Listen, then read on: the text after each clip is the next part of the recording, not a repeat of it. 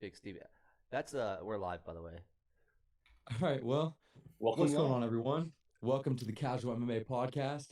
My name's Chase, and basically, all we are a bunch of dudes that like MMA, and we're going to talk about it. So, Matt, Well, I figured for the first one, since we're all new, let's go over personal preferences, personal stuff. So we'll start with Chase, then Pat, then Bishop. Chase, uh, favorite fight and favorite fighter. dude, my favorite fighter, um, my favorite fighter had to be Stipe, just because the Ohio guy. So, grow to root with the hometown guy, We greatest are all heavyweight of all close to time. Cleveland. Yeah, so Stipe is like, big time around here, especially. But my favorite fight of all time, dude, the first one that always comes to mind for me was the second McDonald and Lawler fight. Was good. That fight for me, like I feel like that's in everybody's at least top five. But that end of the fourth round, where they just stared each other down in the center of the octagon, just beaten and bloodied up, that moment made that fight over the top for me. But Just- that one, and then the Glover and Prohashka, that last light heavyweight title fight between those guys was insane. So What a- probably one of those two. The Lawler fight you were just talking about, just to cut in before we go to Pat. What a time to be a welterweight fan. You had Johnny Hendricks, Lawler, Rory McDonald, and Carlos Condit with the big comeback when he head kicked GSP. Dude, there were some straight up killers in that division at that time. It was great. All right, Pat. Favorite fight, favorite fighter. All right. Favorite fighter. I'm also an Ohio guy. I'm gonna go Stipe as well. I've watched him live, been to a couple UFC events. The one in Cleveland. Flew to Dallas to see him against JDS Part Two. So Stipe is my favorite fighter. Favorite fight. The first one that really pops in my head. Diego Sanchez versus Clay Guida. That's the one. The When they Yes. went at it. Them two, the intensity them guys bring, man. You got Diego Sanchez, one. who is just pure intensity. Clay Guida there's no reverse button on either one of them guys. They don't back Yeah. down from nothing.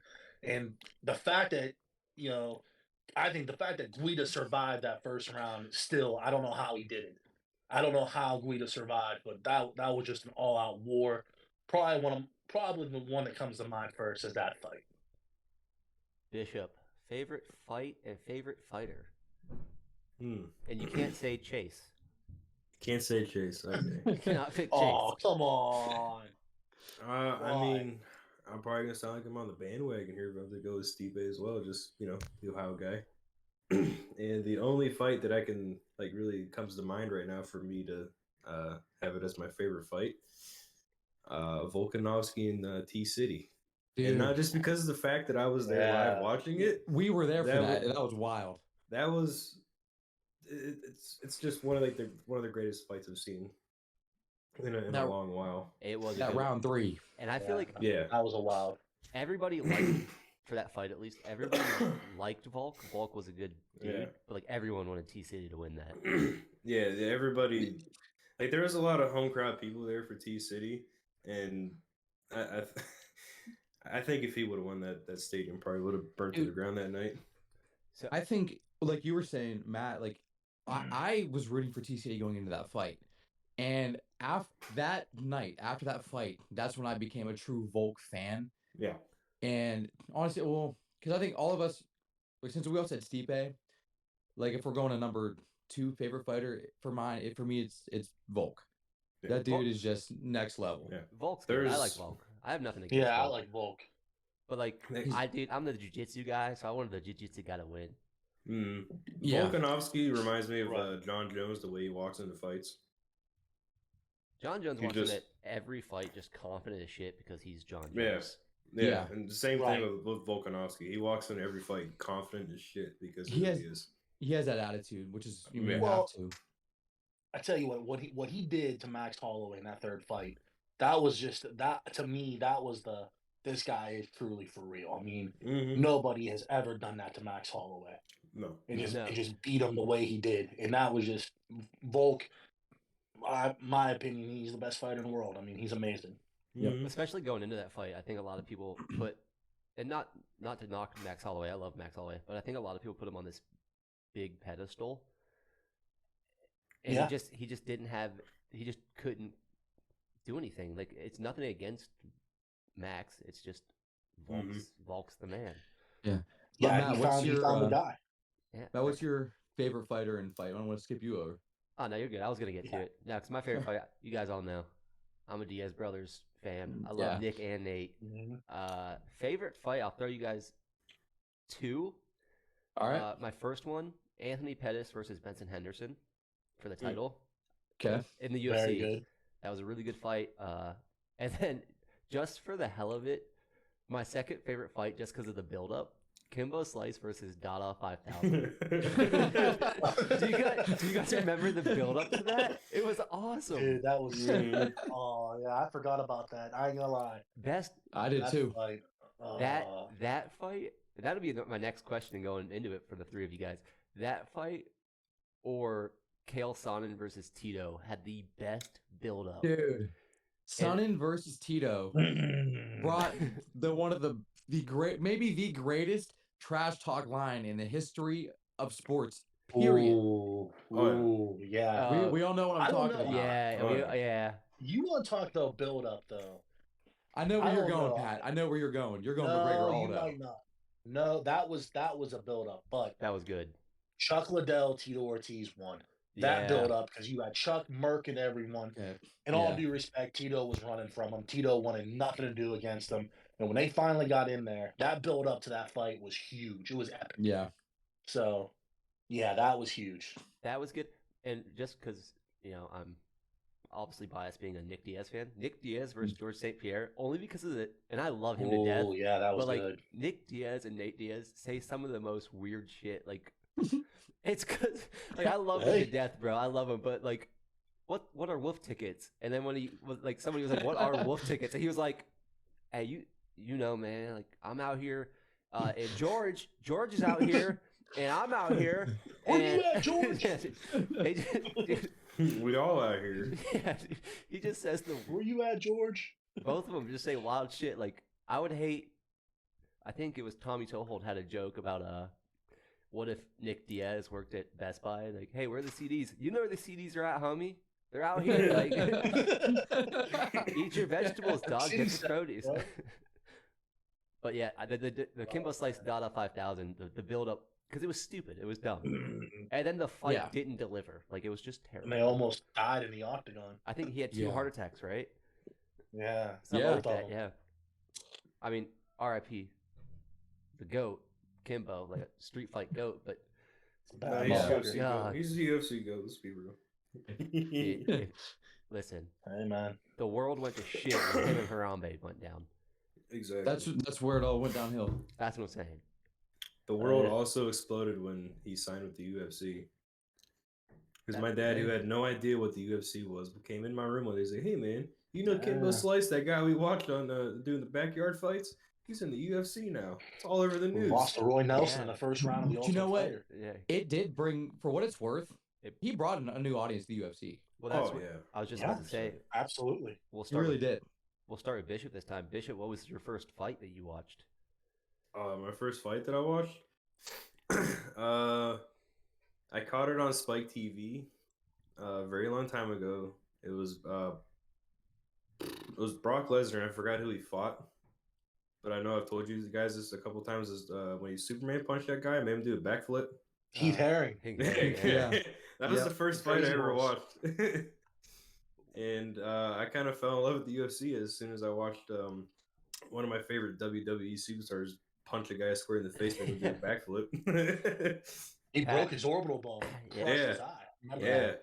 Actually ended his career. Yeah.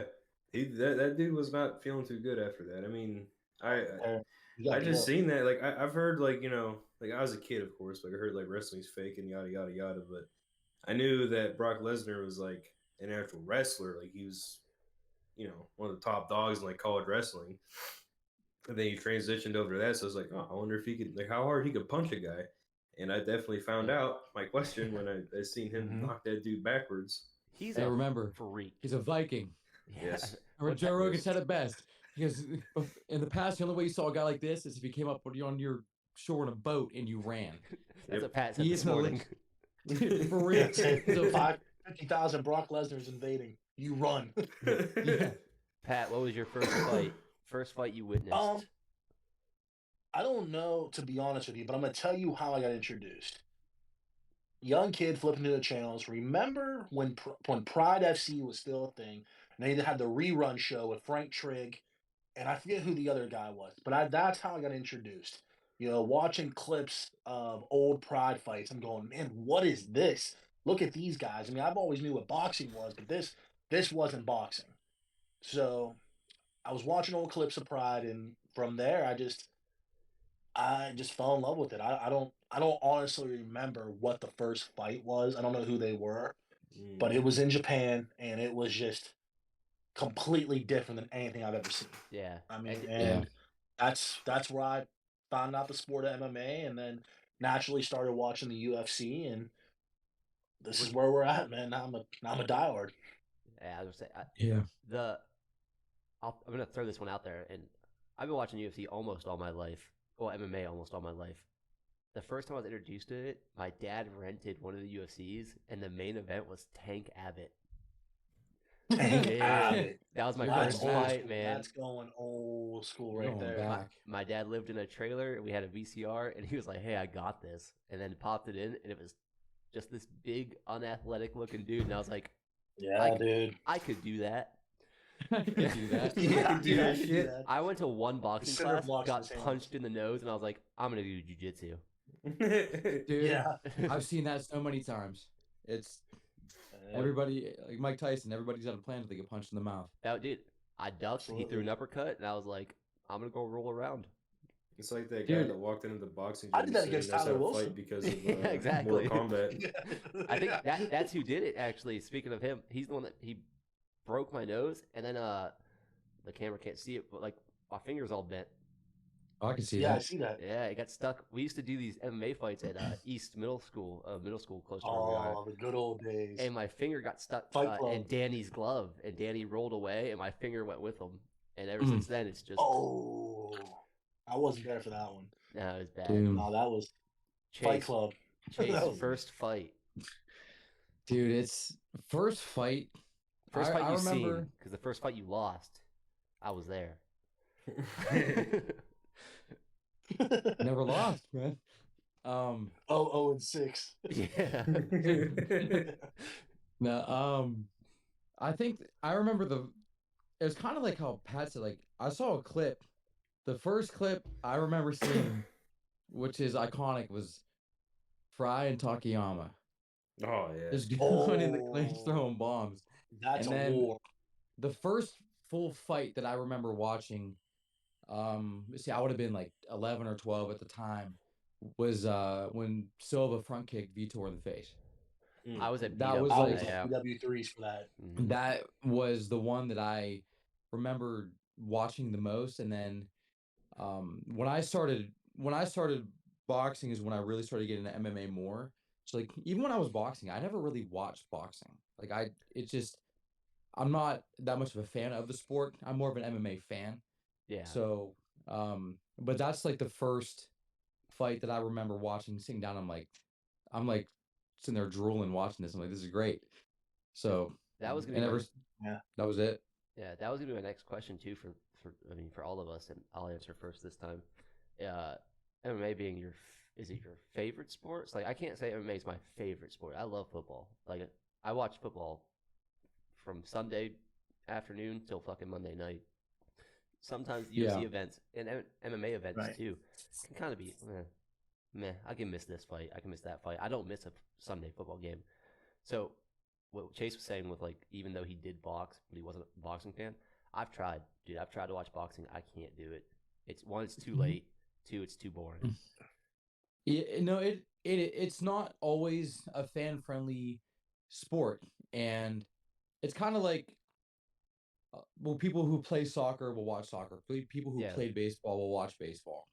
Boxing, like yeah, there are fights that are all time classics. Like go back, watch Hagler Hearns, watch the Mickey Ward versus Yeah. Arturo Gotti fights, stuff like that. That's fan friendly, like scenes out of a movie. But boxing it's a technical sport, and they always say the sweet science. You're setting things up, and you can't rush into anything. You have 12 rounds to work, so they use that 12 rounds. Yeah. So Back that to the question, makes would you say? boxing. Sorry. No, go ahead. So that Back, makes boxing not always fan friendly. yeah. I mean, and UFC gets that way sometimes. Sometimes there's boring fights that are supposed to be good in Ngannou, Lewis. But Yep. with the question Yeah. being, would you say Roses MMA strike your blades. yeah? Would you say MMA is your favorite sport? Yeah, I would say MMA is my favorite sport, no doubt. Like I watch football. I used to be a huge Browns fan. Like, I mean, everybody that knows me knows that. But this past season, I think I watched like 3 games. Like, I just don't get into it like I used to. I watch Yeah. pretty much every mixed martial arts event that's on. Yeah, I try to catch So all. Pat, would you say MMA is your favorite?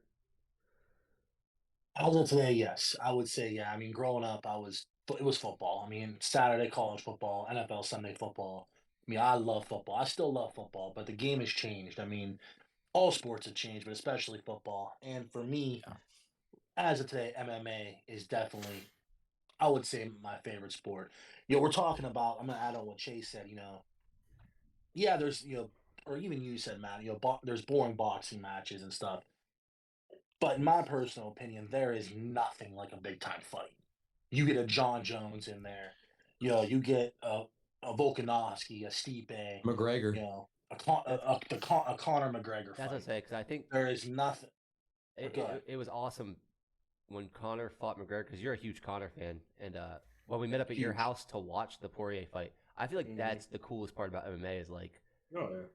we Yeah, all came to your house to watch this one fight. Yeah. And it was like a big event too.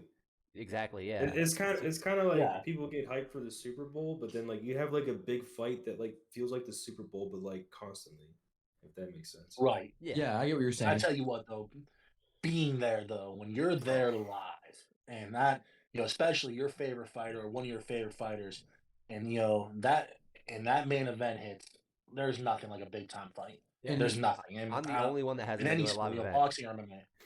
Dude, we gotta Oh, go. it's amazing. Hey, just throwing it out there.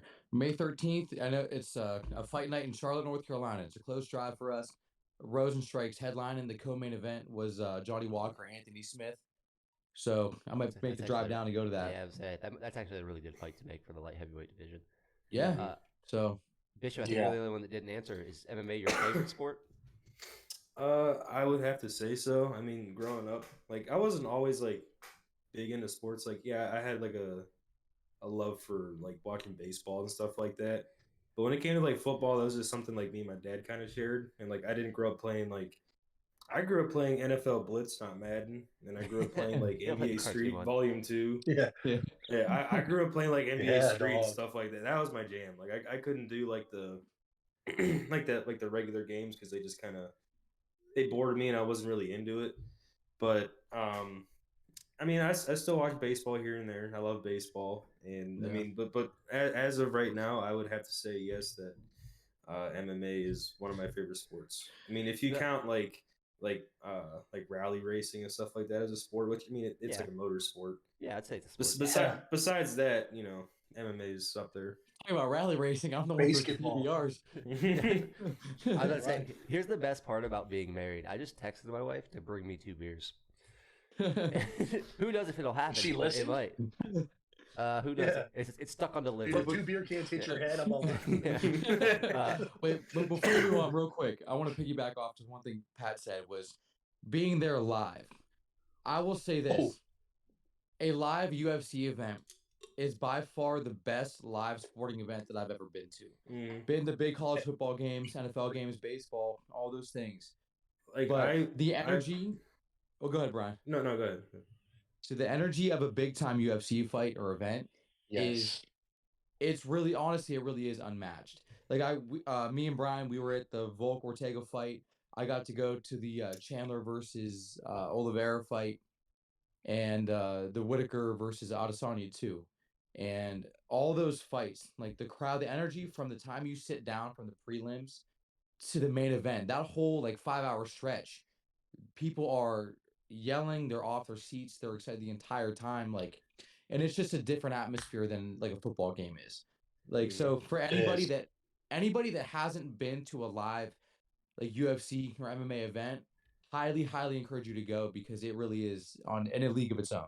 I was just Go about ahead, to say, Brian. Yeah, dude. Like, go ahead, Brian. What I was gonna say is like I'm a big Notre Dame fan, and I went for the first time with my Irish. dad. I think back in I want to say somewhere around like 2012, 2013. And I can't remember what the first game was, but we went like I'd say about 5 or 6 times. I think the first game was against Pitt.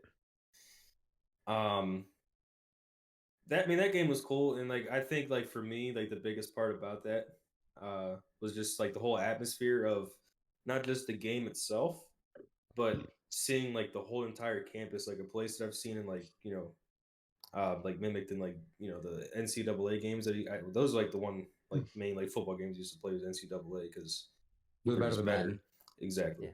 Yeah. They were. So like seeing it like somewhat mimicked in that and seeing Touchdown Jesus in person and just seeing like the campus and like being in that atmosphere was awesome. Yeah. Right. But the biggest game that I was at, I think, was Notre Dame versus Michigan. 2015. Yep. And I that remember that. was one of the greatest days of my life because my brother is like what he was a huge Michigan fan. He's a Georgian bandwagoner now. Yeah. How does that Whatever. work?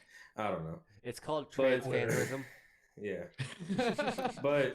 But that game, Please don't like cancel the whole like what 6 hour drive it is 6.5 hours? 37-0. I Yeah, remember. the whole time he was just talking crap. So like when I seen the scoreboard go 37-0, and the game was done, that was like an amazing feeling. The whole atmosphere was awesome. But when I went and seen a UFC fight in person, and it had like nothing to do with like the main event because the main event was big. When Nick Diaz showed up, and Diaz like versus Lawler. Yeah. But like Yeah. besides that fight, just being there and watching all like the prelims and everything was like a whole different atmosphere, and it was amazing. But just like hearing the crowd go nuts, including myself, because I've always wanted to see Nick Diaz in person because I love Nick Diaz. Me too. That was like unmatched for me. Like even to being at Notre Dame Yeah. and going and seeing like the equipment room and like watching them stomp Michigan, which was like the sweet feeling. Being there and then listening to the crowd go insane for Nick Diaz was like unmatched. It's a top tier feeling. You get goosebumps during the walkouts. Mm-hmm. Yeah, that's what Oh it's man, just it's like you know that I'm not the type of person to get like animated watching like football or anything like that. But like, I mean, I was like getting hyped, just like the crowd just kind of like just puts like a energy into you. You just That's You're what- off your start going seat for a on. fight. yeah. yeah, so like you- that Ortega Yeah. fight. I was screaming. Do you know that feeling like your football team's you're down by one or you're up by one, but the other team's gonna kick a field goal, and you get that feeling in your gut? I Yeah. get that all day Yeah. fight day, especially if a Diaz brother's that's fighting. actually- dude, you I know get what? like, Dude. ooh, You get that every That's a time. the great- Ortega is. Comparison. That's a spot on comparison. I got the perfect example of that. All right. UFC 203 in Cleveland when Stipe fought Overeem. When Oh, yeah. Overeem landed that shot and dropped Stipe. Yeah. You want to talk about the whole? I mean, just literally my gut. It was just everything dropped. My jaw dropped. I felt like, oh my Your god, that's heart it. sank. Yeah. But when he got back up and he knocked Overeem out, I mean, that was Dude, unreal. I can't explain that atmosphere. I just can't. if you go back and you watch Miocic and Ngannou 2, he rocked Francis. What if Dude. what if he wouldn't have rushed?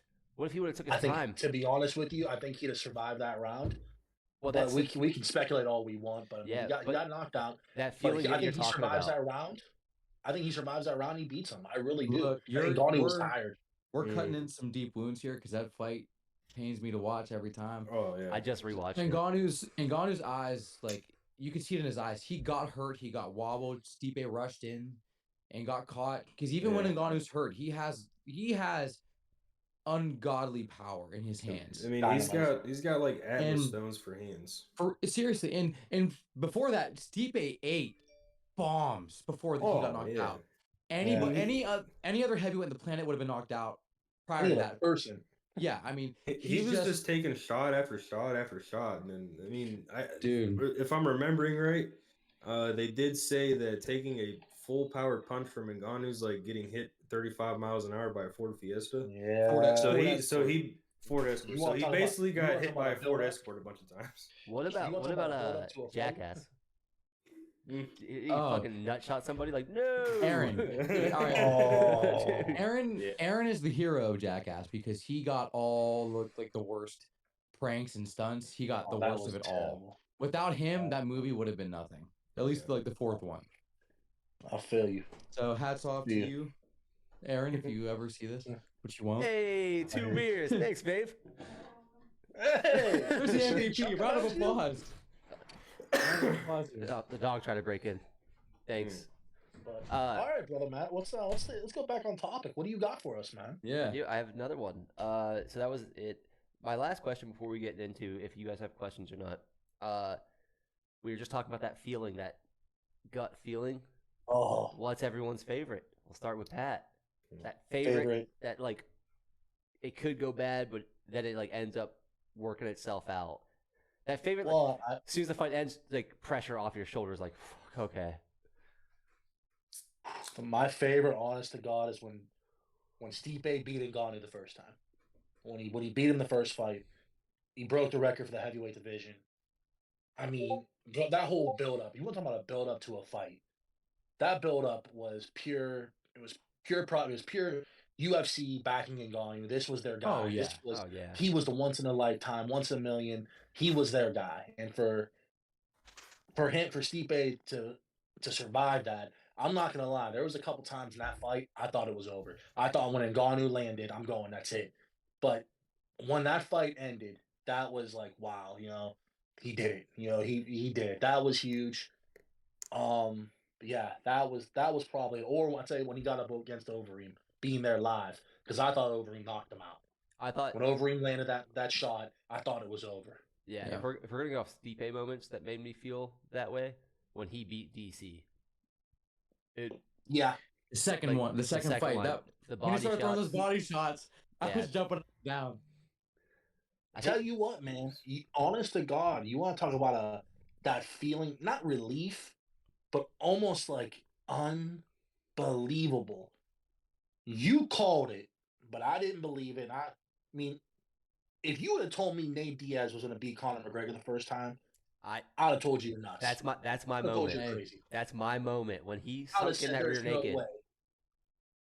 That Hang on, we're Diaz if we're- Connor or Diaz Ferguson, when he submitted Ferguson, it was the same exact feeling. Like, and I don't want to be nasty about it, but like, you're all sports fans. Like, your fucking stomach's in knots. You gotta take a shit. You're like, I can't miss this Yeah. fucking fight, dude. As soon as he submitted Connor, it was like the Lord came I couldn't down. It believe was it. like, Couldn't believe it. calm down, Matt. It's fine. Yep, Hey- dude. If we're talking about, all right. So side note, when you say like you gotta go to the bathroom. Side note, whenever I get nervous, I get gassy. So whenever I play baseball, every time I go up to bat, I get crop dust in the catcher. So, Has nothing to do with Stuck up MMA, my but house sure. one time. but anyway, talk about Stuck up moments my where house. moments where you called it. You all three know. I called it from the jump. Put money on it.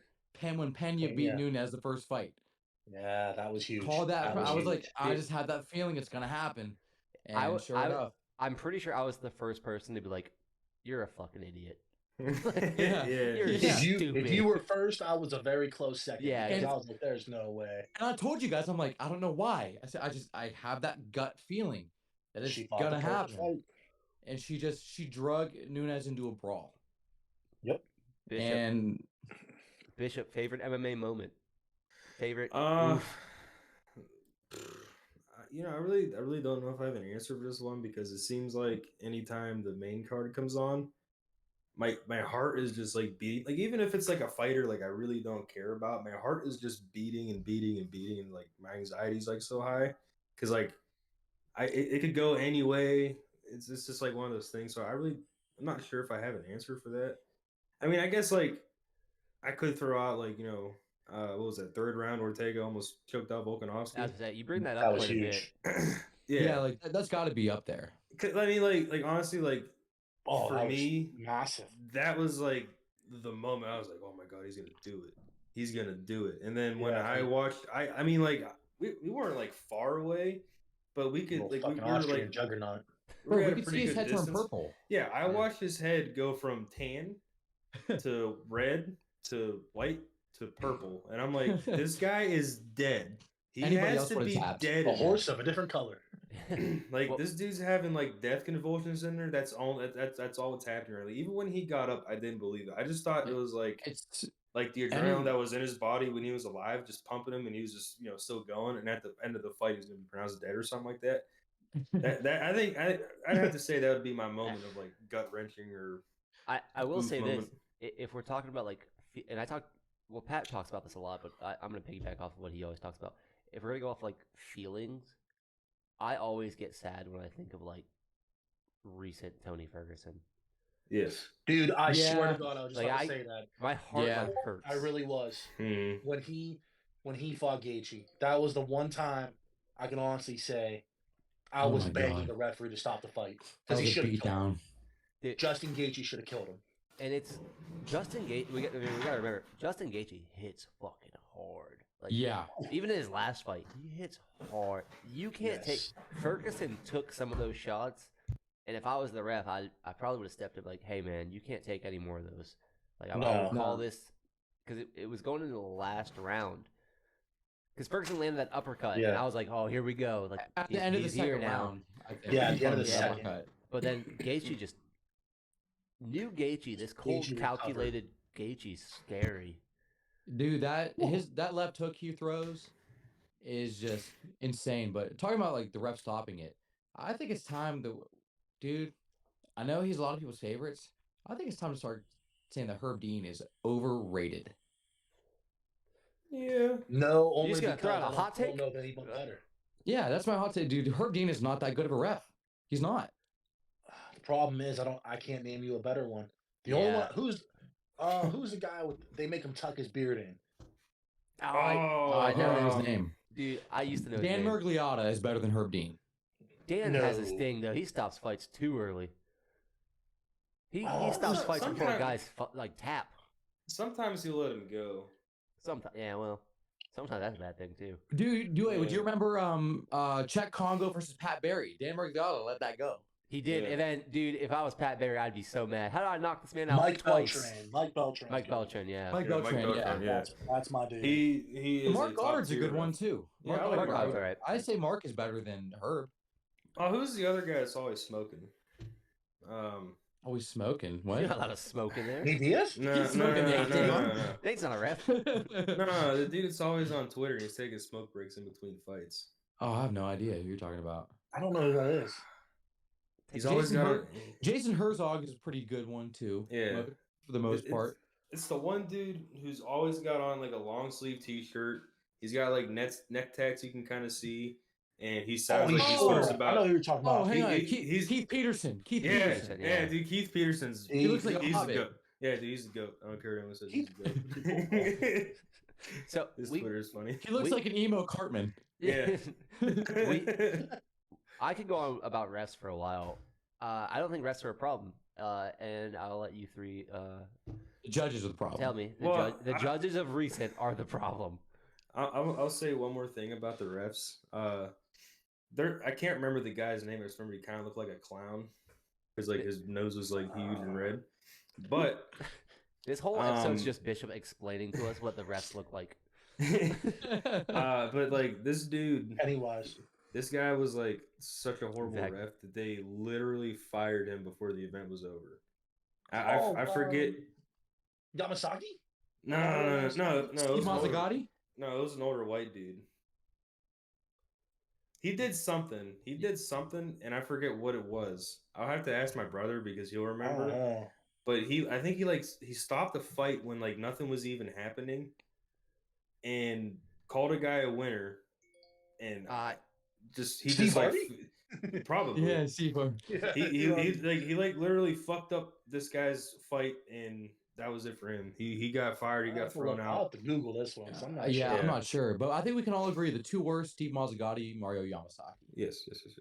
Yeah, The two Mario. worst. I'm not a big Mario fan. So- I miss Big John McCarthy. Big John is the Big John, best, man. yeah, Yeah, I love Big I mean, John. he Legend, rewrote the bro. rule book. Salute to Big John. Yeah. But Hats like off to Big the John. thing with refs though is like, people complain about refs sometimes. I mean, yeah, there's horrible ones like the ones we've mentioned. Sometimes it happens, like to the best of them. Like Yeah. the bad Yeah. calls happen. Like, But I mean, Ben Herb Askren, Dean, Robbie Lawler.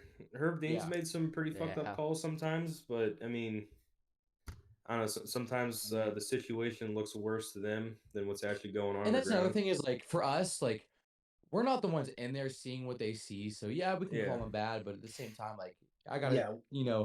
be realistic here. Is like we're I mean, seeing different things. So it's I like mean, Yes, refs when we watch you're seeing football. completely different things. Yeah, well, that's We're the thing, actually too. seeing, to be honest with you, with the camera, we actually might be seeing better than what they True. are even seeing. Yeah, Same Very with true. the judges, same Very with the, true. the analysts, with Rogan and DC and all them guys. With our camera views, we're actually probably seeing more than what they're seeing. Especially when they're up absolutely. against the cage, like sometimes like we got like Right. that like on the ground floor view of like the cage looking in, Mhm. and like they're like over their back, like looking down, like, hey man, what's going on down there? Are you asleep? You awake? What's going on? Why are you sleeping? You sleeping? Why are you sleeping? That's I kind of like PFL's ref cam. I think Yeah, the that's UFC pretty should sweet. adopt that. That's pretty awesome. That Yeah. is. Yeah, But- like, First time I saw it, it was there was a guy who looked like a juiced out You listening, Ric Flair as Dana? the ref. yeah, Yeah. Yeah, take notes, Dana. yeah. Also, fly us out to every event. Yeah, please, Yes. please. And get Chase another PBR. We'll Those we'll are all those do, are our demands. Yeah. We'll all do the PBR. fucking Fridays with you, no matter how Sponsor. stupid they are. Sometimes. Yeah. Here's That's one, it. which I know he gets a lot of flack. I love Dana White. Like Yeah. he gets a lot of shit from like Modern day I- Vince McMahon. Dude, I love Dude, Dana White. Dana White's awesome. he's not gonna BS you. Like whatever he's doing, like he's gonna do it, Yeah. and he's not sugarcoating anything. Well, here's so. the thing. If you look at it, Lewis versus Ngannou, that's two large, strong men that could kill you, and he sat there with Yeah. a straight face like that shit sucked. They suck. It's like what? Mhm. You can't Well, just say even- that. He's like, yeah, they suck. And Yeah. that's what I give Joe Rogan credit for too.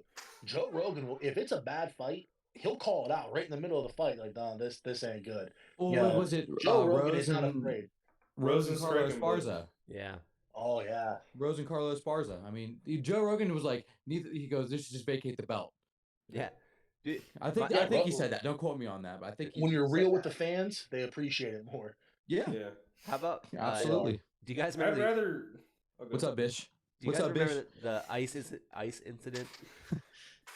When The what? Oh yeah. What they- fight was they- that? I can't remember. They dropped a bunch of ice in the ring, of and Joe ice. Rogan was like, "Look at these There's fucking still ice idiots." in there. These fucking Yeah. idiots. Like losing his mind, like hot. Like it was before the Joe Rogan experience. It was a while ago, but yeah, they dropped a bunch of ice in the ring. All right, I love Joe hang on. Rogan. He did a play-by-play. He was all right. UFC 109, Wow, 2010. that's going back. So UFC 109. I'm looking at the fight card. Junior in high school, That's what to say. or no, senior. I was a senior, man. Bro, it was Wow, Randy okay. Couture versus Mark Coleman. That was the main event on that card. How long Wow, ago who was won? that? Yeah. 2010. That was a close fight. Randy Couture tapped him out, but dude, I was 11 years old in that. Yeah, I was in fourth That was a grade. close when that happened. fight. I don't think. Or sixth grade, sorry. That was the shitty thing, especially. I mean, all of you guys know this. The crappy thing about being an MMA fan so young, like I was allowed to stay That's awake. it. Yeah. Like No. even not even like WrestleMania and stuff. My mom's like, "Hey, it's 10 o'clock." I'd be like, "Okay, the Undertaker's walking out right now." And she's like, "Yeah, That that's was I fine. need to watch this. You need to go upstairs Those- to go to sleep." Yeah. Those Yeah. days, remember He'll getting be the there blank, tomorrow. Yeah, remember getting the blank VHS tapes and recording your shows on those and having to watch them on that. Oh yeah. yeah. We used to do that with WrestleMania and WWF. But we're Back in the day, boys. sliding all over the place. But UFC 287. UFC 287 Yeah. 287 Let's is get down this to business. Saturday. yeah. Izzy versus Pereira 2. Now, Ooh. we're going to talk about the main event. Obviously, we're going to get to that. But I kind of want to we're talking about the featured prelim and lead up to that main event. But the featured prelim, Chris Curtis versus Kelvin Gastelum. Now, Ooh. that's a good. Gastelum hasn't fought since 2021. Chris Been Curtis, that he's been a long. little. Wow, I forgot Yeah. about that. I feel like he just fought like last year. No, his last fight Yeah. was again. He lost his last two. He fought Whitaker, put on a master class against him. Yeah, yeah. And then he lost to Jared Cannonier. So like he Oh. lost to two of the Two like, of the top top. 5 middleweights. So Kelvin Gastelum, man, he gave Izzy up until Pereira. Well, I wouldn't even. Pereira didn't give him the hardest fight. He caught him. Izzy Izzy had to fight. Izzy was winning up until he got caught. And Gastelum gave Izzy by far it's undeniable the toughest fight. He Of was his the life. he was put the the most biggest damage problem. on. Right. Yeah. So as far as Curtis Gastelum, for Pat and Bishop and then Matt, like what are your guys' takes on this fight? I want to So add something real quick to your go Adesanya, go ahead. Gastelum Adesanya. You know this as well as anybody. Styles make fights. Oh yeah, That absolutely. that fight, 100%. Gastelum was actually was a problem for Adesanya. I think his style and everything. But going to the fight, I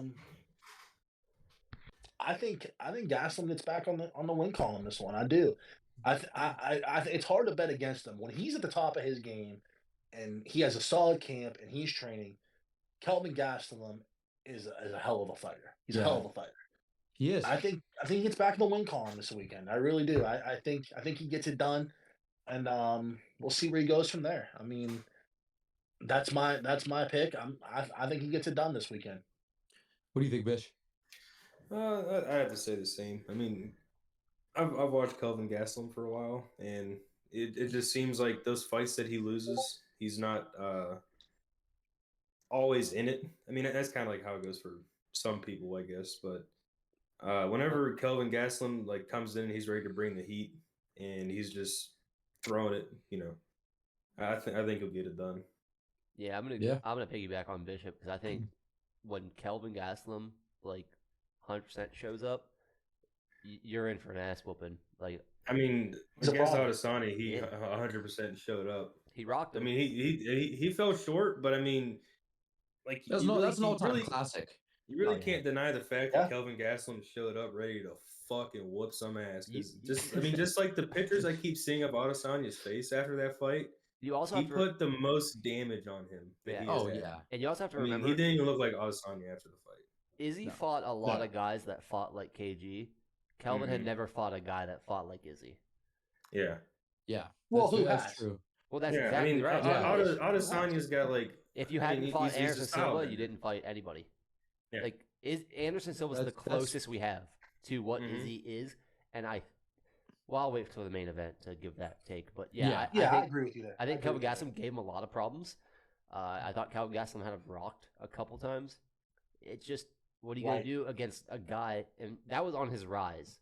Like he wanted to be champ bad. there. Yeah. So you're gonna stop Oh. that guy? He looked you right in the eyes and said, "I will die for this." He said, "I'm prepared to Mhm. die." Yeah. Yep. Yeah. I remember that. You Right, got it it, was- buddy. it was the 'cause pre-round. I'm not. Great fight. Now, honestly, we're going to clean sweep here. I think Gastelum gets it done too because, I mean, me and Matt were talking earlier. Gastelum, dude, when he's the one who pushes the pace, when he controls the center of the octagon, he's moving forward, and this is the case for a lot of fighters. Dude, he hits hard. I mean, remember when he knocked out Bisping with that 1-2? That's what me and Matt were talking Yeah. about. That's a was highlight beautiful. reel knockout. Now Gastelum, he's got a heck of a chin. I mean, I thought Whitaker should have had him finished a bunch of times.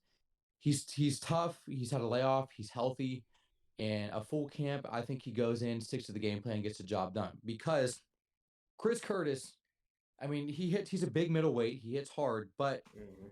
he's the type of guy that he thrives in more of a brawling type atmosphere. Because I remember, I don't know if you guys watched when he fought Jack Hermanson. Mhm. Hermanson, a lot of leg kicks, worked the body, got him clinched, pushed up against the cage, control him. Nothing fancy, nothing Same crazy. thing will do. Exactly. So it's like Gastelum, stick to the game plan. Don't get pulled in to a firefight or a brawl. Work your leg kicks. Control the center of the octagon. Get your underhooks. Press him against the cage. Control him. Because Curtis gets frustrated. Because when you're pulling him into your fight, he can't handle it. So I think Gastelum gets it done. Another good Can I thing about piggyback off of that? real yeah, quick? go ahead, Bishop. I mean, Hop on. it's not anybody that's on this fight card, but we were talking about Justin Gaethje earlier, and when he said someone that thrives in a brawling atmosphere, Justin Gaethje, because when you bring him into your world, like mainly jujitsu, I'd say, he don't know what to do. Well, if you can get him down, that's the thing. Yeah, Yeah, but if he you- but did, he yeah, did it is. wrestle If for a you long can't- time. I Yeah, know but jujitsu. if you can get him down, yeah. But like, I mean, and if he can wrestle his way out, yeah. But I I think- would have to say, and I don't know if anyone agrees with me, but I'd say Justin Gaethje, and we all know how Justin Gaethje is. I feel like he thrives in a brawling atmosphere. to go off that, Yeah. what you just said, because go Gaethje ahead, and Matt. Kelvin Gastelum are both guys, and all three of you should be able to attest to this. There's not a lot of fighters that, like, listen to their corner a lot. No. Kelvin Gastelum, when his corner says, "Hey, be first," he's fucking first. Yeah. Same with Gaethje. Kelvin Gastelum's very well rounded. I think he's. Oh, yeah. I think when he's the top of his game, he's more well rounded. He's He a can problem, use man. every tool He's- against this guy. He can be a very problem. I mean, Yeah. is the layoff going to hurt him? I don't think. I honestly, with a guy like Kelvin Gastelum, I don't think it's going to hurt him. I think it's He's going to help him. healthy. I He's think healthy. he's finally healthy. Yes. Yeah. Well, Yeah. that goes into a thing, and then Chase, you can explain this to the rest of us, because like, I'm a jiu-jitsu player. Like, we don't get ring rust. I'm never gonna lose my skill. Boxing wise, though, do you get ring rust? You're just coming off an injury.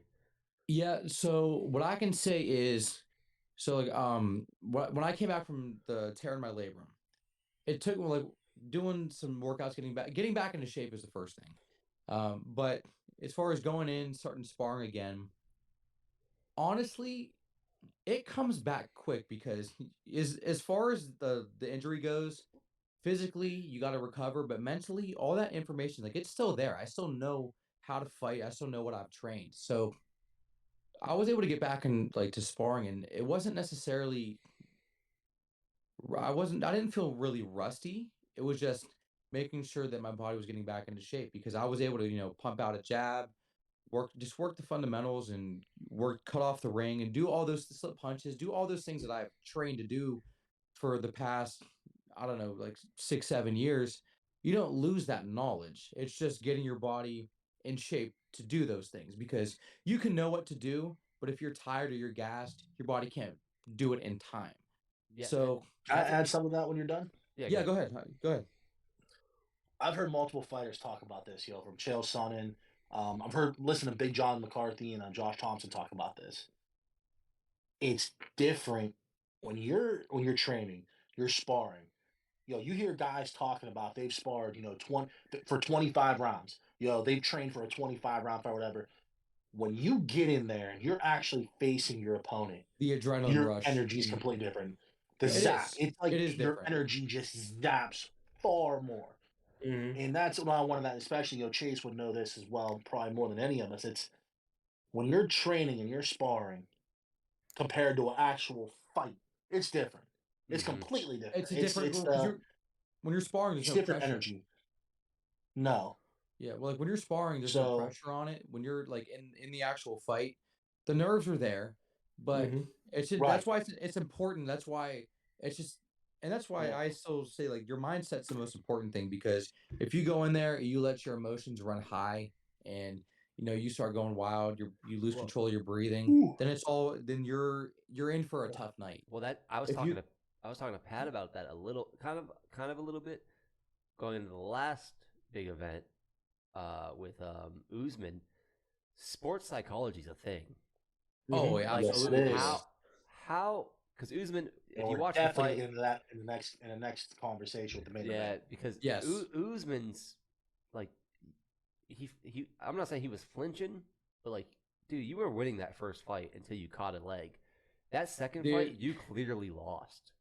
Yes. Yeah, that hand was going up so much. Like Mhm. that was in his mind the whole fight. Yeah. I mean, it's a big psychological thing too, because I mean, you get knocked out like that. You got starched. Like if you get Night.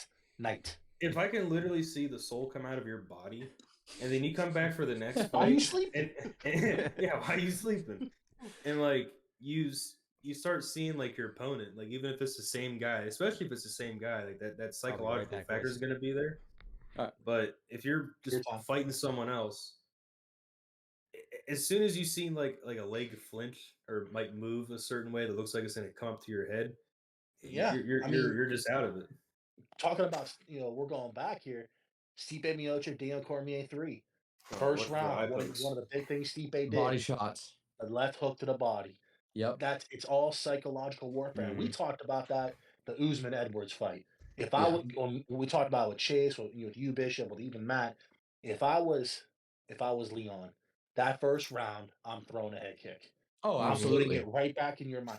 Psychology, sports psychology is real. It Because really is real. It If he would have done that also- off the rip, he would have been thinking about it. I mean, he was thinking about it the whole time. But if he would Oh, just start, absolutely. if he would have led with a head kick that whole entire fight, no matter what he did, even if he was just gonna throw a jab or he was setting up like a combo with his hands, he would have been thinking, all right, that foot's gonna come up any second now. And also on the flip side of that, the confidence Yeah. that Edwards gets in turn, because you got to think. So we're talking about Usman feeling nervous about the head kick, but on the flip side, it's like now Edwards has a newfound confidence in his abilities. He's like, look, I withstood all of those rounds with Usman.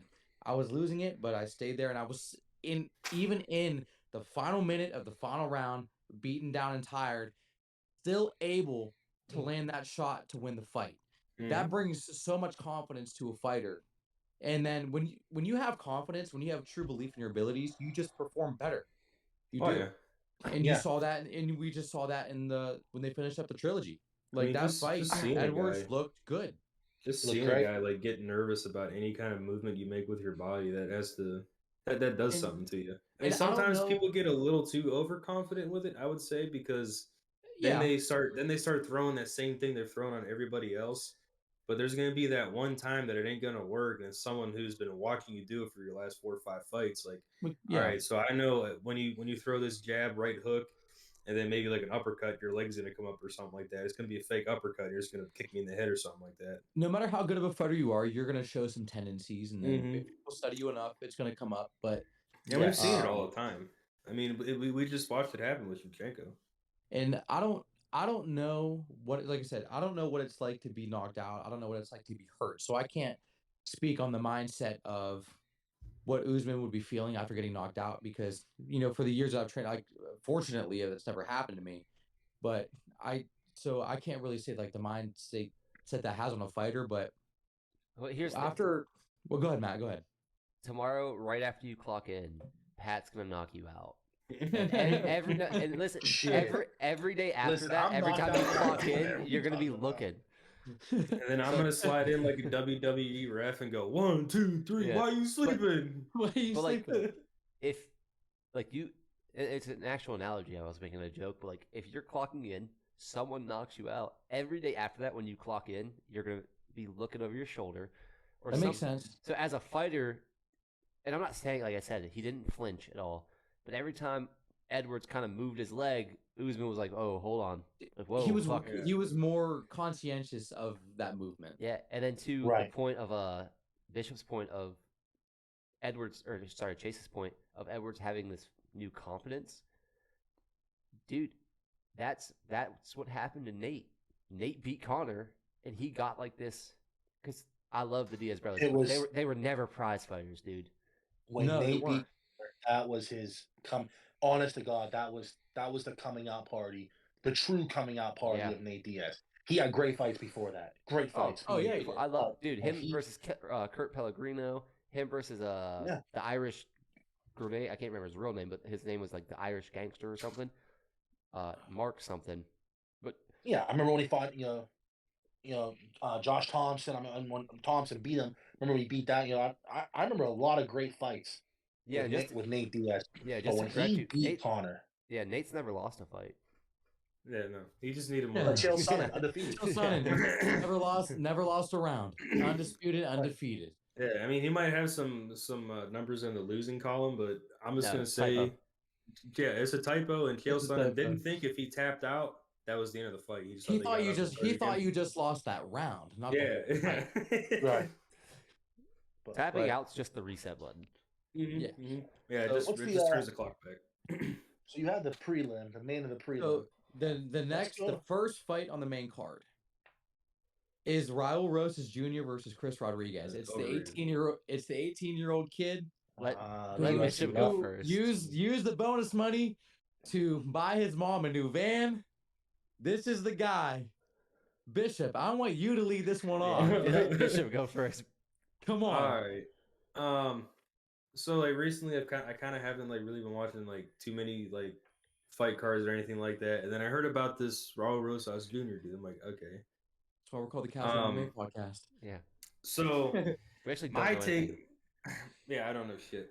I thought we were talking about baseball the whole time. So like my thing with Raul, I mean, I'm not taking anything away from him, But you're gonna take something away from him. No, I mean, I don't know. Let's We'll go. find out. So I started hearing about him. I seen like one post by the UFC or MMA fighting, whatever it was. The 17-year-old kid was like blowing up. I was like, all right, so who's this guy? And then next thing I know, he's like in the UFC. He's like the face of the UFC all of a sudden. And I just feel like, because I've seen this with like many different sports, like, you know, they get this one guy who's like coming out of college for like football, and he's supposed to be the next whoever, and then he gets into the NFL. His first year is shit because he's on a shit team, then they just throw him away. So I don't want this to happen to this kid, because like he got like this big hype because he's a 17-year-old kid.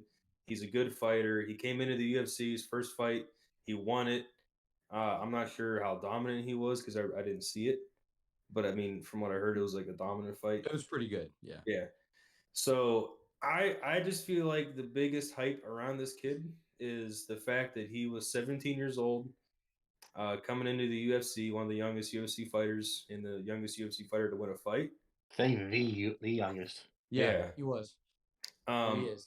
I just feel like the hype around it is the fact that he is the youngest fighter to get in the UFC and the youngest fighter to win.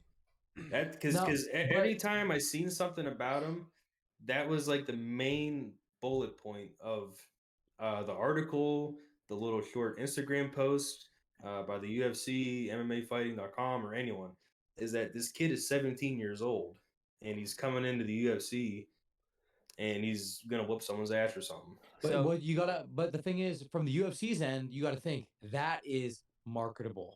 Yeah, that's marketable. That's huge. I got some big takes on this one. I got some real interesting takes on this one. But like I said, I don't want what I have seen like many times. Like we'll take Manti Te'o. He was gonna come into the NFL and be big name, and I don't even know where the hell he is now. Yeah, so before we get he's with his girlfriend. Deshaun Kaiser. He's still looking for his girlfriend. He's still looking for his girlfriend. I don't know where Deshaun Kaiser is anymore. Some of these other guys who have come into the NBA, I'm not really sure about the MLB, but NBA and NFL, they were supposed to be the next big whoever, and then they have a bad year because that's a big adjustment coming from college to professionals. And especially if you get on a team that's if you get on a team that has, say, a brand new coach or a coach who doesn't give a shit because he's you know riding his contract out and he's gonna ride off into the sunset, go to a big name team and be like an offensive coordinator or something. I don't want to see this happen to this kid. So because basically, I mean, you're saying you don't want to see another young prospect get washed out. Yeah, because I mean, but like from like a human standpoint, I've seen like great players who have turned to nothing and their lives are just complete shit now. And I don't want to see this kid feel like he's on top of the world right now. Yeah. Just because of how everyone's like, you know, marketing him and giving him all this publication. I don't want to see that happen. It is. It's a lot of pressure. I mean, and I'll give all the props in the world to him. He came in first fight, fucked the guy up. Yeah, before we get into Pat's hot takes, though. Yeah, go ahead, Matt. Before we get into Pat's hot takes, real quick, though. Bishop, what do you think about Sage Northcutt and Paige Van Zandt? Those were two young stars. Like, I'm not couldn't even be on the you. Ultimate Fighter, but they got pushed and they had all right success. Like, all right careers. I'm not gonna lie. I'm not gonna say I forgot about Sage Northcutt, but I seen a lot of people have. I seen he's like coming back, right? Yeah, he's fighting soon. He had like 8 breaks in his face. Is he or really? something. Good for him. Yeah, he's coming back. I like Paige Van Zandt. You see, like Sage Northcutt, I thought he was a good fighter. I mean, he's not bad. He's not bad at all. But I mean, like he's better. He's better than most. He's better than most. Sometimes kids in those Sometimes kids in those positions can get pushed into fights they're just not ready for. Yeah, and that could be one of Pat's things he's going to touch on. Whether I have a hell of a hot take on this. So yeah, I'll sit back and listen to you guys. Go ahead. You want Pat. me to go on about Paige Van Zandt or no? So let's talk about this. The kid is 18 years old. You think is he 8? He's turning 19. No, he's 8. He's 18. 18. We looked it up Yeah. earlier. He's 18. He's 18 years old.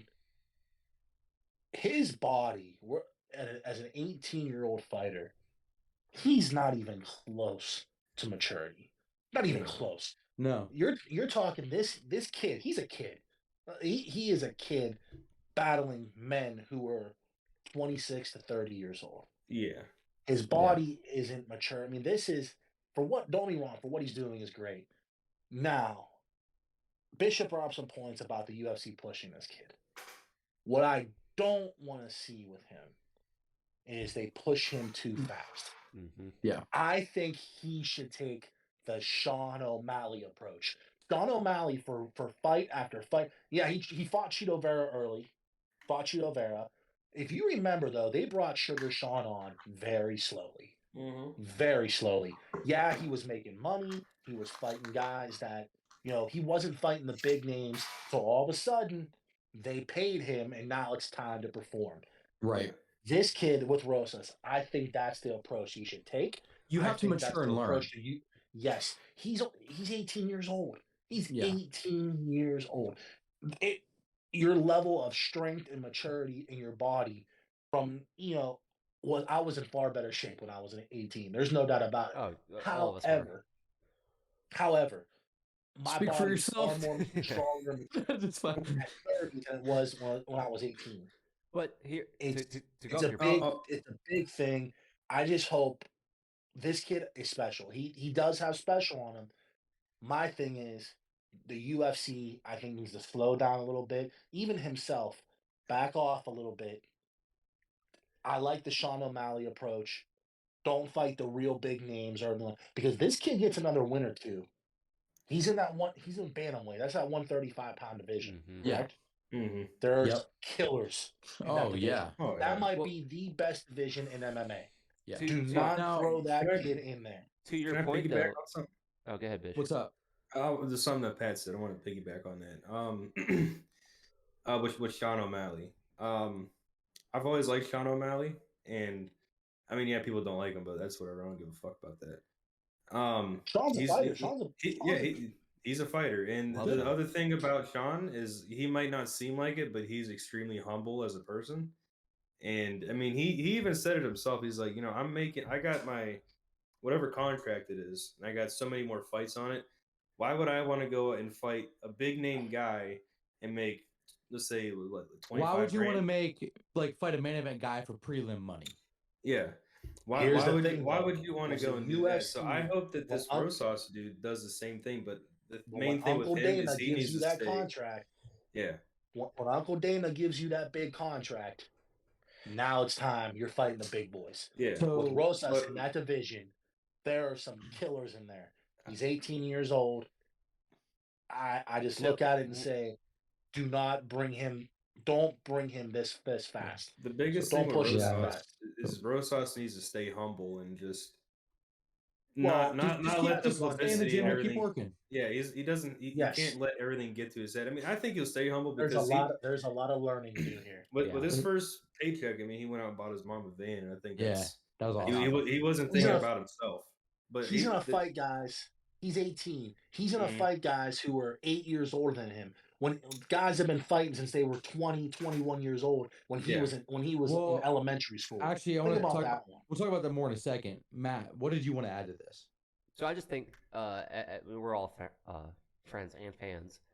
But to go off what Pat said, to ask Pat a question, yeah, I agree with you. He needs to mature and learn, take fights easy. But how many, and we're going to call them squash matches, because that's what they are. You're fighting local fighters. How many of those do you think young guys need before you got to start fighting top 15? Especially at 135. How many did Sean O'Malley have? How many Sean O'Malley had? I think he went 6-0 before Cheeto Vera. 6-0. Well, that's two Dana White contender fights, though. That number can be tentative based on how the performance is. Mm-hmm. Yes. Because let's be honest, you put him in there. You put him in there. That Rosas in there with any guy in the top 10 right now, they're gonna hurt that kid. They're gonna hurt him. But if you think about, you bring him on slowly. Is a loss necessarily a bad thing? No, it wasn't. I know it was different, but it wasn't bad for Sean O'Malley. So when I look at him, I say bring him along slowly. I understand your squash match. I understand, but at the same time, if this guy is a potential star, and he is, there's star power written all over this Oh, guy. yeah. Oh yeah. I also think If he fizzles out, then what? Yeah. think losses are storytelling. So like Connor I- lost Yeah. to Nate. That yeah. made the second fight sell a lot more than it would have. Yep. Right. So if Rosa loses to a top 15 Christian guy right now, Christian give him to- Rodriguez is his fight this Saturday. yeah, I mean, hey, that And guy's that's the eight. other thing. That No guy's one's 8 and talking about 1. this guy. Yeah. That guy's 8 He and ain't no 1. joke. That's a lot of maturity. Rodriguez could. I mean, yeah. Now, No so one's talking about him. this is what I wanted to. Well, that's what I want to talk about now. Is so Rodriguez, because Pat was saying he's gonna fight guys a lot older. Rodriguez is 7 years older. Now, Yeah. as far as experience in MMA goes, Rodriguez 9 fights, 8-1. Rosas 7 fights, 7-0. And Rodriguez has only had 2 UFC fights, so it's not like he's truly more experienced than Rosas is necessarily, but I'm interested to see. So I was talking to Matt about this before we went live on the podcast. So Rodriguez, he is a wrestling jiu-jitsu guy. Out of his Yes. 8 wins, he's got 3 TKOs, 1 decision, 4 submissions. And out of Rosas, his wins are I think he has 5 submissions. So he likes to take the fight to the ground. So could this be a fight where the match and skill leaves it to a stand-up battle, like it did for Colby and Usman? So this is a fight where I'm interested to see if Maya Rodriguez. Askren. Yeah, Yeah. that shouldn't have been a stand-up fight. Oh my God! Don't even mention that fight. So I'll say to Chase's point. But go ahead. Yeah. Like I talked about earlier with Kelvin Gastelum and Justin Gaethje, when those fights happen, when we're so equally matched, like ground versus ground, and we're even, that's when you gotta start listening to your corner. I think the guy that listens to his corner Yes. better wins Saturday night. I like the young guys. I'm a big fan of pushing young guys. I am gonna take Rodriguez. Ooh. He's going Rodriguez over Rosas. Maturity, man. I'll take maturity over young because You know what? I understand that 100%. it's gonna be the card. And I love Cody Garbrandt, but it's gonna be Rosa's gonna get smoked with something. He's gonna get hit with a left or a right, and that 18-year-old brain, we've all been 18 before, is gonna click in, and I'm gonna take maturity. Chase, who you got? Now, look, I might be. I might be Mind picking everybody listening, Chase is young. 23. I'll be 24 in a month. But yeah, I'm young. But Yeah. or look, you're all right. Bishop's what, like 26, I'm 25. And good 25. looking. And how old are you, Matt? I just turned 29. All right, It's well, hard to believe. You look like you're 17. Oh my God. Damn, I'm the old man in here. And you look, yeah, and you look it. There's not even a compliment Yeah, behind you're- it. looking like Stone Cold. What? Yeah, man. What? But all right, Oh, back I to, wish there's a filter I could find for the stream to put Stone Cold over Pat, but Chase, But- go with your pick. So, I am going to go with Rosas. I think that. Look, I understand the maturity. The Rodriguez is older. He doesn't have that much more fight experience. Rosas has already fought. He fought on the main card already. His last fight. Yeah. He's fought in front of a big crowd. He performed. I understand that he's not getting big time opponents yet, as he shouldn't. But I think Right. this kid. I think this kid has I think he's coachable. I think he has the mentality to get the job done. And I'm going with Rosas. I could see him. I'm going to say he gets a decision win on Saturday night, but that's who I'm rolling with for Saturday. I think he gets the job done. I think the hype train stays live, it stays on the tracks, and he moves on to the next one. I'll make this quick. I'm gonna go Rosas as well. I think he gets it done. I think it'll be a good fight. I think Rodriguez is gonna be game. I really do. But I'm gonna go with Rosas for now. I really hope that they bring him on slow. I just don't want to see the young man, you know, be forced into a fight with someone that's way more experienced, and it will kick in. But I will go with Rosas on this time. But it's going to be a good fight. He's not going to steamroll Rodriguez. Yeah. No, I don't think so either. Bishop? I think as long as Rosas goes in there and he doesn't let all the hype get to his head and he stays focused on the game plan and listens to his coaches, which I know sometimes it's hard for people to do that, I think he'll get the job done. As long as he stays technical and doesn't try to, let that 18-year-old brain go out and like, hey man, why don't you do like a spinning back fist or something? See what happens. As long as he sticks to the game plan, I think he'll be good. All right. We're gonna jump into the next one, but I want to go first so bad. All right, Rob Font versus Adrian Yanez. Go for it. I love Rob Font, dog. I love Rob Font so much. I do too. I got Rob Font. I do too. and there's no statistics behind it. It's just completely biased. Hey, that's fair. There's statistics behind Rob Font. Ain't no joke, dude. No. Rob Font Rob Font can go. I like Adrian Yanez. Good record. Taking Rob Font. Love Rob Font, dude. I'm gonna go last on this one. So go ahead. I'm gonna go last on this one. You know what? I'm gonna go. I'm taking Rob Font. I think Rob Font is damn good. And you're talking about the bantamweight division. We're talking about Rosas and everything.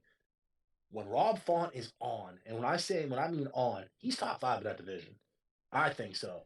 Yeah. There are some really interesting fights I would love to see Rob Font in. I think it's back in the win column.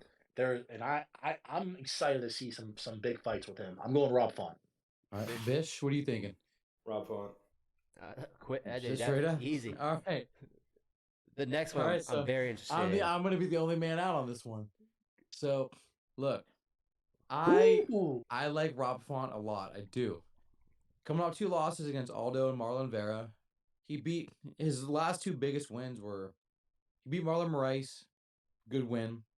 Beat Cody Garbrandt, right. Which at this point in time, no disrespect to Cody Garbrandt. I am a fan. He's another Ohio guy. Love Cody. Doesn't mean much. Does not mean much. Okay. Does not mean much at this point in Not time. the same Garbrandt. Now, Adrian Yanez, he's on a big win streak. This is his first true test of what his abilities are. He's on the like uprising star, and this could propel him. Big fight. I think this is Adrian Yanez's moment where he becomes a contender. I think this is his fight. I'm going with Yanez. It makes you tough too when you know this fight could do it. That makes you tough. You come in with a different mindset. Yeah, like this is Rob Font. He's fought top 5 guys. He's fought top 3 guys, and he's game all the time. I think Yanez, this is his moment where he's like, I'm here for a title. I'm here to be a contender, and I think this Saturday he goes out there. I think he gets the win. All right, co-main. I like it. I'm kicking off the co-main. Gilbert. Well, we don't want to skip over Kevin Holland. Oh, I didn't even see that. I'm looking. Yeah, let's say I'm looking at the card. I didn't even see Kevin Holland. Oh, Santiago. Santiago Ponzinibbio, or I think that's how you say his name. Ponzinibbio. Ponzinibbio.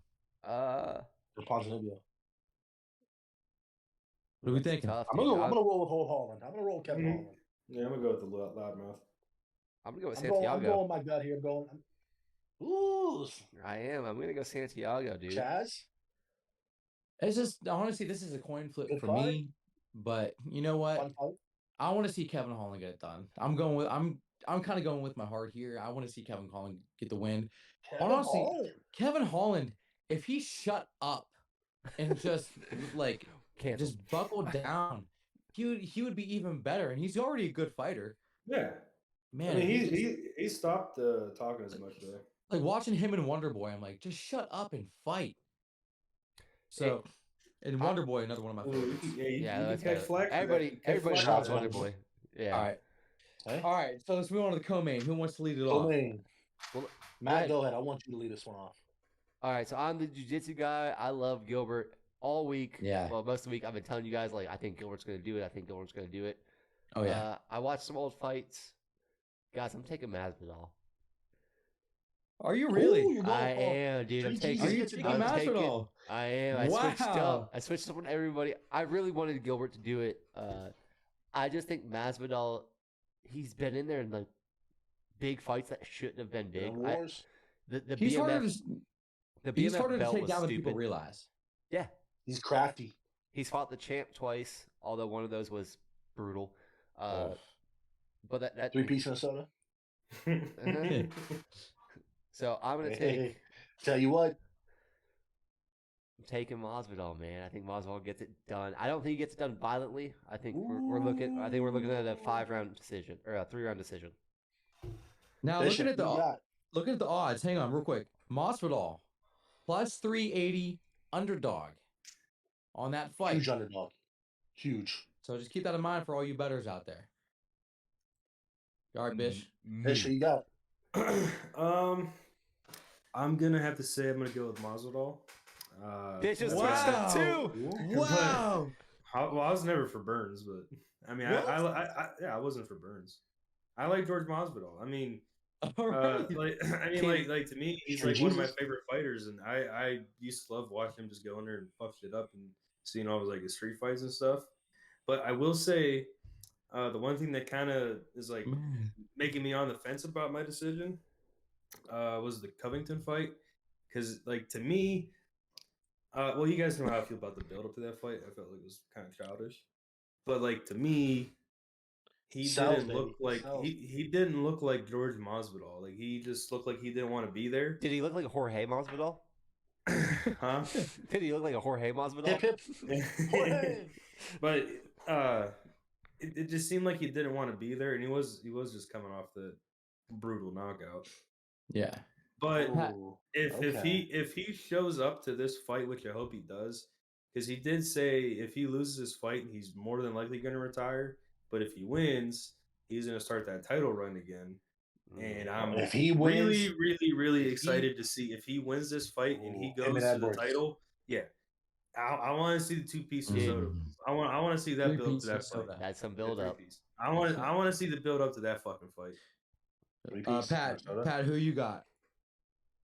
I'm sticking with my gut. I picked it from the very beginning. I think this is a very bad fight for George Masvidal. I'm going Gilbert Burns. Yeah, I absolutely. think this, all in all, in every aspect, Casuals. Masvidal is a great boxer. He's a good boxer, good striker. I tell you what, though, so's Burns. Oh, Burns is a has killer. dynamite in his hands, and if he gets this fight to the ground, this is a whole different fight from Masvidal.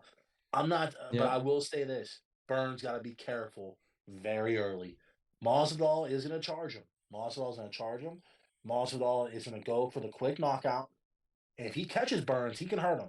Oh yeah. He's gonna hit All him in with that all, Ben when I look Askren at this highlight reel. fight, I look styles make fights.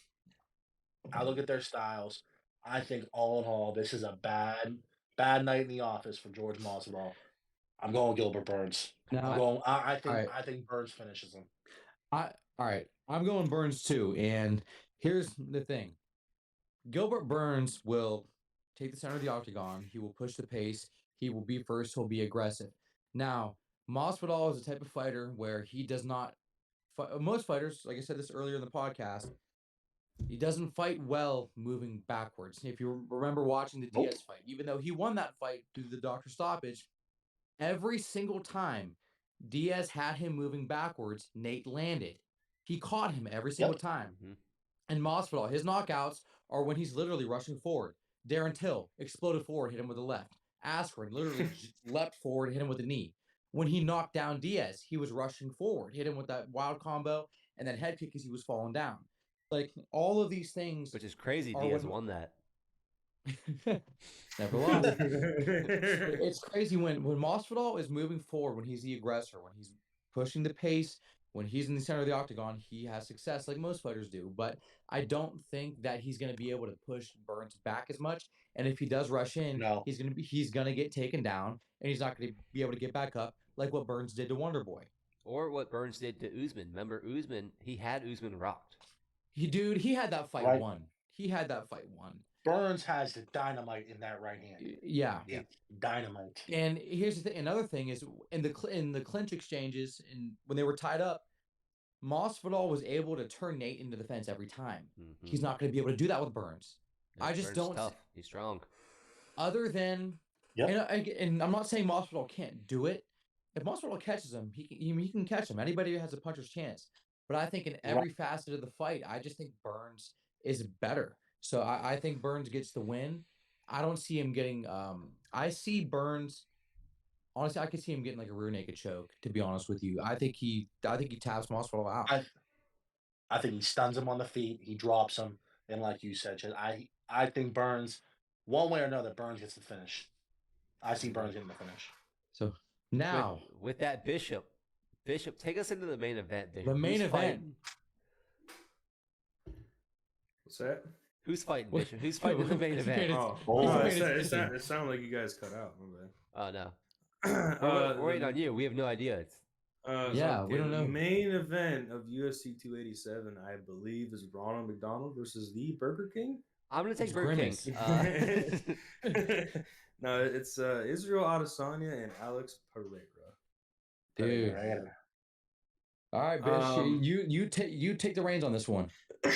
Well, I really want to see Israel Adesanya win. Okay. I mean, like, I can't tell you how many times I've seen memes about like, I mean, it's like it just seems like it's a thing. Like Alex Pereira just follows this guy around everywhere. I've seen memes like, oh, Israel Adesanya goes and starts playing golf, and then Alex Pereira follows him and starts beating him or whatever. I just want to see. I want to see Israel Adesanya get it done because I like Adesanya. I like him a lot. And I mean, it didn't seem like it when he fought. Now I can't remember his name. When he did the light heavyweight fight, Blachowicz. Blachowicz. When he fought Blachowicz, it didn't seem like I liked him just because I like Blachowicz a lot. Bullish power. I root for him. Oh yeah, for sure. And plus, that guy. I mean, he almost lost his career because he was getting fucked up for a while. He's like on a 6 losing streak or something. Yeah. He comes back and becomes a champion. How can I root for the guy? Yep. Bullish power. I love him. But I'm gonna have to roll with Adesanya on this one. I mean, Alex Pereira, yeah, he's a dangerous fighter, and all the clips I've seen of him before. I mean, the guy's just he's massive. He's massive. He's huge for a middleweight. He could fight in heavyweight, honest to God. But like you guys said, he had that fight won. He just got caught. Yeah. And I think Israel Adesanya will. I mean, he got back in the lab. You know, he's gonna right his wrongs, and I'm hoping he's gonna win. So I mean, how do you see this fight Matt, playing out? I wanna Do you see Izzy by decision? Do you think he gets a finish? What do you think, Bish? well, I mean, it's not a non-known fact that Izzy's been kind of playing it. I can't really say playing it safe, but he's been being more technical. His past few fights, he's slow. yeah. I mean, he's not being all like how he was before. And everyone's kind of hating on him for that, but the guy's the champ, and he's trying to show you why he's the champ. Yeah, He's not the champ anymore. But I mean, he could have been doing all those things he used to do, but I think he's gonna stay calculated. He's gonna keep it a technical fight and keep his distance. And so you think he outpoints him? I think he's gonna outpoint him. I don't see a knockout unless he does some crazy shit, knocks this guy out, which I'd love to see. And I think everybody would love to see because who doesn't like a good knockout? Everybody does. So I mean, I want to hear you. I'm gonna. Who's going next? I think he's gonna go to decision and just stay calculated. I'm gonna go with Bishop's decision. I'm gonna take Izzy. I think Izzy finishes this fight, and we go into the highest paying middleweight fight ever in the UFC. I think Izzy takes him out in the 4th. Okay. I'm damn sure. I'm damn sure Izzy's gonna utilize his wrestling and his really good jiu-jitsu, and he's gonna choke him out or something. I think Izzy takes this one. I think we go into a third match, the rubber match. I think it sells big. On that same card, we're gonna co-main event Gaethje and Poirier too. I would love that, dude. I think the matchmaker Matt. I think that's what's gonna happen. They're gonna sell it. They're gonna sell, dude. It's gonna sell. So for the fight Saturday, I'm taking Izzy by finish. Dude, that kind of shit happens now. Now look, Me and Pat have had conversations about this. I think we talked about it today, actually. Mhm. I think Pereira knocks him out again. I just see Pereira, that left hook is one of the most dangerous things in all of mixed martial arts for him specifically. Now, Pereira closed the distance, got Izzy against the cage, and when he had him when he was pressing him against the cage, controlling the center of the octagon, he had success. He landed, and like I've said this like 5 times this podcast alone. If you control the center and you're pushing forward, you're going to have success. I think Pereira, I think he's more aggressive early. I think he finds a home for that left hook, and I think as far as we talked about sports psychology and whatnot, is Israel Adesanya too far gone with this guy to really get the job done? No. Now, Do you believe in sports kryptonite though? Yeah. if sports kryptonite, then Pereira is Baba Izzy's kryptonite. Yaga. Yeah. He's that Boogeyman. boogeyman. He's John Wick. So I think Pereira gets the finish. Honestly, I'll go third round. Actually, I'm thinking earlier. I'm going to go second round KO for Pereira. I think he gets it done. I think he's more aggressive early. I think he controls the center, pushes the pace, and I think he gets the job done. Pat, it's all on you. I 100% agree with Chase. I think Pereira finishes Adesanya early this time. If you watch the 3 fights, you go from the first kickboxing match, which honestly, if you go back and watch that fight, Adesanya Who's winning? Adesanya was winning that fight. All three of them. In the first fight, it went to decision. You could honestly say Adesanya won that fight. The second fight, Adesanya was winning again. He Technical hurt him in that striker. fight too. Hurt him in the second fight until boom, the big left hand. Same thing happened in the Third third fight. fight. Adesanya was winning the fight. The one thing I will take away from the first MMA fight between the two, Adesanya was doing great with distance. Pereira kept throwing that left hand, and he actually wasn't doing good with it. The beginning, or right before the 5th round started, Pereira's corner told him, "You're losing the fight. Empty the tank."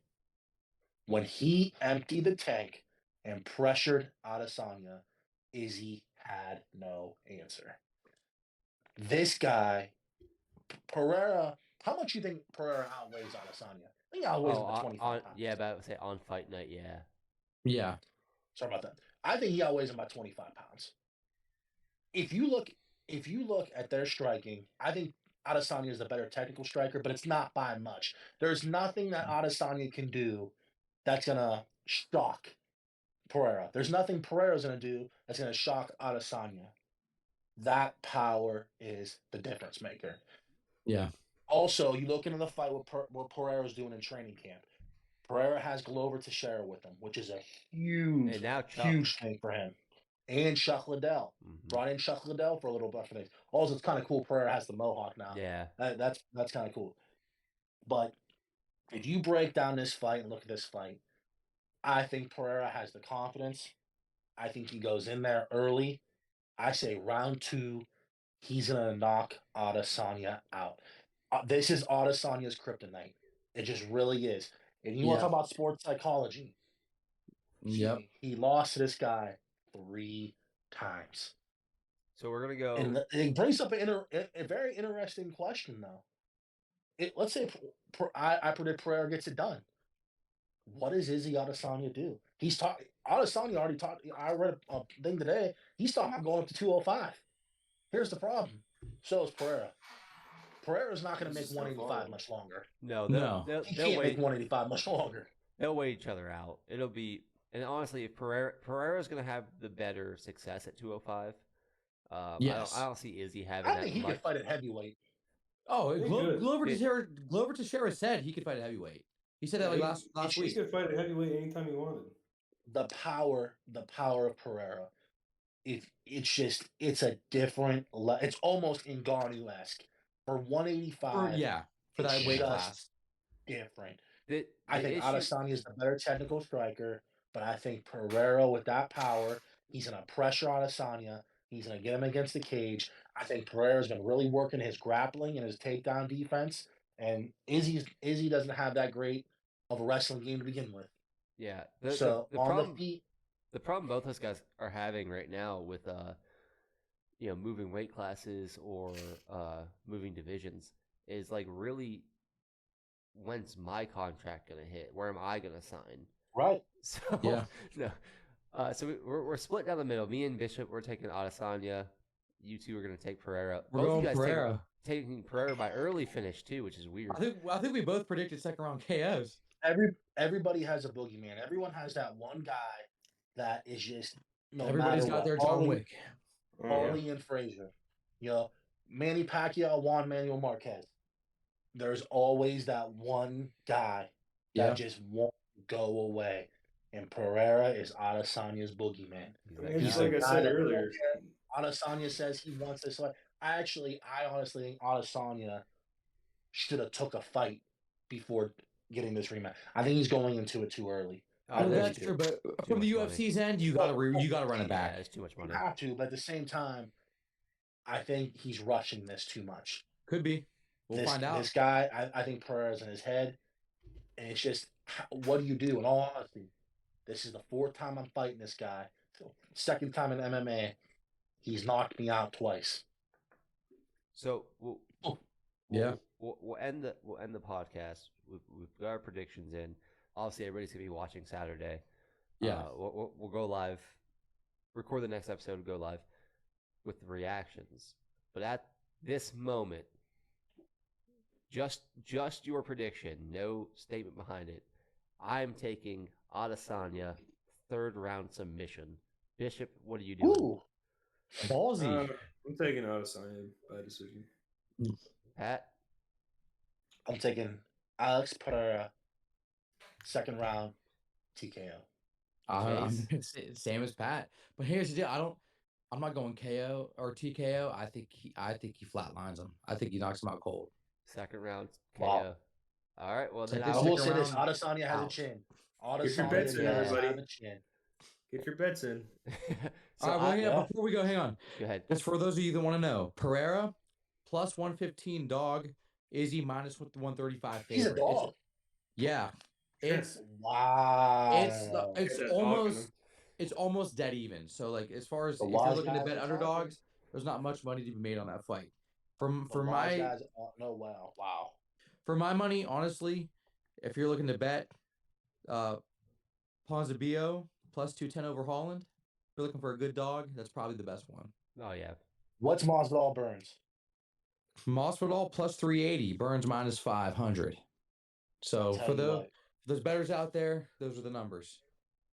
that could be the one. Like I said, I'm picking Gilbert Burns, but I think I'm if going there's Burns the too. one upset on this card that I could honestly see happening, it's that one. I can yeah. see Masvidal landing. Was I outcasted? Was I the only one that took Masvidal, or did Bishop? No, take Masvidal? Bishop Okay. did too. Bishop took Masvidal. Okay, good. But All right, so well, that'll me and Bishop for Adesanya, you two for Pereira, yeah. and Saturday. Today's Wednesday, so Saturday's in a couple days, and then we have Easter Sunday. So hopefully next Wednesday we'll get the reactions. We'll be on. So well, appreciate I enjoyed the time, and this was the first episode of the Casual MMA podcast. So I hope you guys enjoyed, and that's it. Not brought to you by anything yet, but hopefully brought to you by Snickers soon. Hopefully, or PBR. Or PBR. Hopefully brought to you by PBR. I'm pulling for the PBR. Best light.